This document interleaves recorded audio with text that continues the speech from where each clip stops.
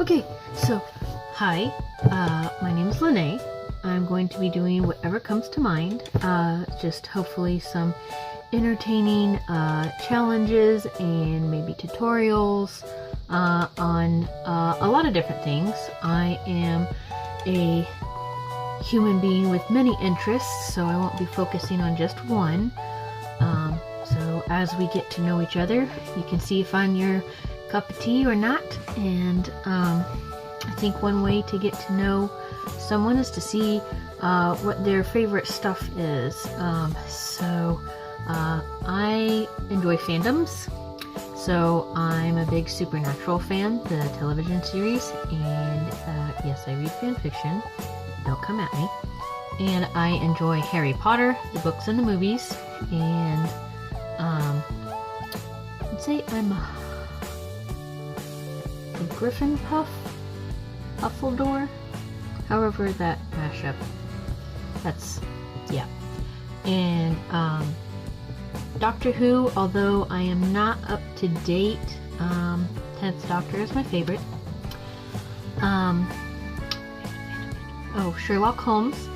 I didn't think I would be a fan of the BBC TV series, but I finally watched it, and you can say I'm Sherlocked. I like a lot of different music. It just kind of depends. I listen to the radio, so I just scan or change the station. Books. I did pull out some. I have a lot. Book nerd first and foremost. So some of the most impressive, I would say, on my formative years would be, we'll start with these. I thought, oh, I'll pull out my favorite 5 or 10, and it's more than 10. So, Little House in the Big Woods by Laura Ingalls Wilder. Very much the whole series, but we'll just stick with one. Really made me want to go live in a cabin in the middle of nowhere, and now I am so glad I don't. Indoor plumbing, air conditioning, Wi-Fi, those things are more important to me now, but as a little girl, these were, they very much left an impression and left an appreciation for history. Anne of Green Gables. Lucy Maud Montgomery is one of my favorite authors. She's a Canadian. Shout out for Canadians. And Anne of Green Gables is just classic, and it's good writing. So that was a favorite one. This one is a biography of America's first woman physician, which was Elizabeth Blackwell. This made me want to be a doctor for quite a while, and it's very well written, so it was very compelling, and I read it over and over again. This is more than one book, but it's a collection, Grandma's Attic Treasury. So each of these, they're written by Arletta Richardson, are a collection of stories told as if a granddaughter finds an object and asks Grandma about it, and then there's this whole story. And this is from horse and buggies, cooking on a wood-burning stove era stories. And they're cute because they're told from when the grandma was a little girl.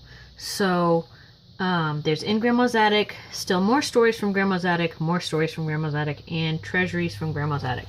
But they're all very cute. There's generally a moral of some kind. The grandma, her name was Mabel, she got up to some shenanigans. They're very entertaining and very sweet. Oh no! This one is very well loved. As you can see, the cover finally just came off. I do have copies in better condition, but this was my first favorite.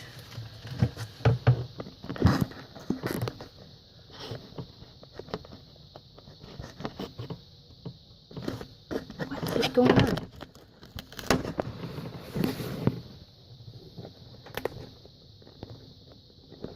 Oh, we're still recording. That's great. Okay, my battery is dying, so I'm going to speed this up. Stabilize. Sherlock Holmes. All the short stories, all the long stories. Oh no. Okay, I'm going to hold it still. This isn't working. Anyway, short stories, long stories, it's turned into TV shows, obviously, and movies, and, but I'm a big fan of just the originals. This may have to be a two-part, yeah, so my battery is dying, and apparently I am filming on my phone camera because I cannot find my battery charger. Better luck next time. I don't have an outro.